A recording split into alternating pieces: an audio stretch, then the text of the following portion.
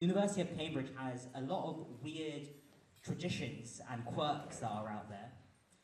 One of them is that after 3 years after you graduate, your bachelor's automatically becomes a master's degree for whatever reason, as long as you don't commit a crime or divorce. There's probably some misogynistic reason why that's the case. But marriages are a weird concept in general. In your first year, there's a concept called college marriages or college families, where you get married to someone else in your year, and in the following year, you have children from the new cohort. Insane. But my college wife married my actual best friend from undergrad, which was a little bit awkward during the best man speech when I introduced myself as her husband.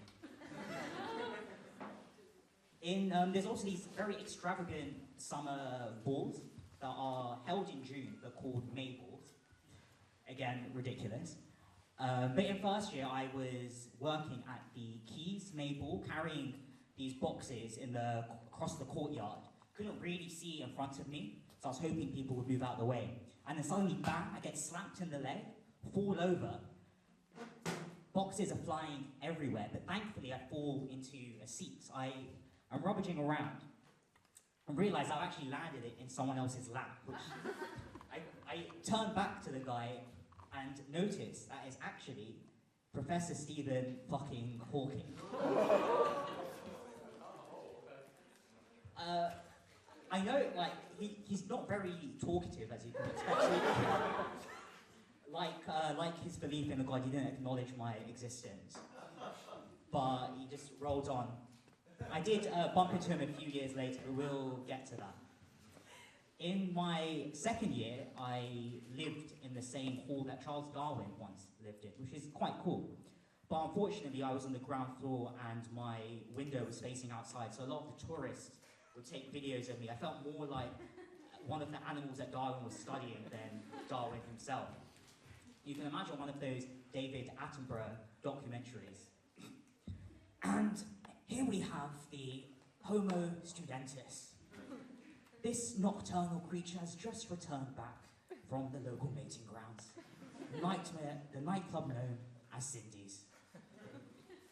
In this nightclub, males of the species attempt to court the opposite mate with dancing that can only be characterized as characteristically awkward. This individual, however, has returned back on his own to his den, his only companion, the half-eaten kebab he received from the foraging grounds.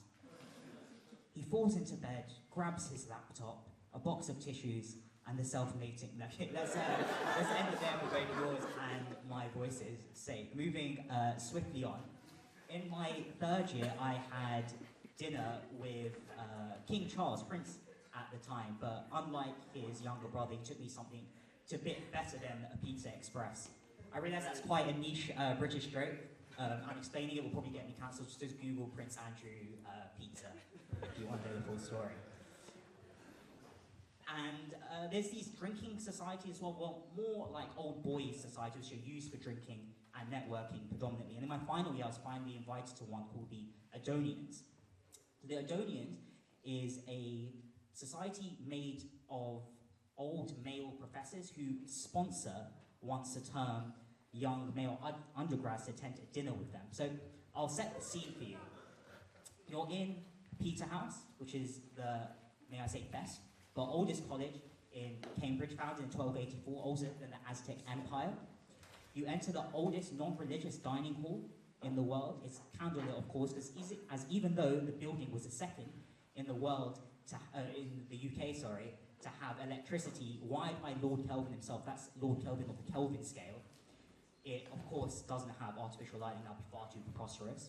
You sit down on the bench, drag it out, sing grace, have a marvelous 5-course formal next to your sponsor with copious volumes of wine and port.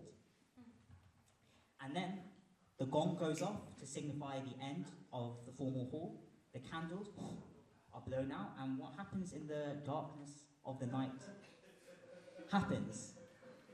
And that, my friends, is how I sat on Professor Stephen Hawking's lap the second time around. I suppose there's a reason why they call getting a degree cum laude. You've been great. Thank you for all coming. And we've got Peter.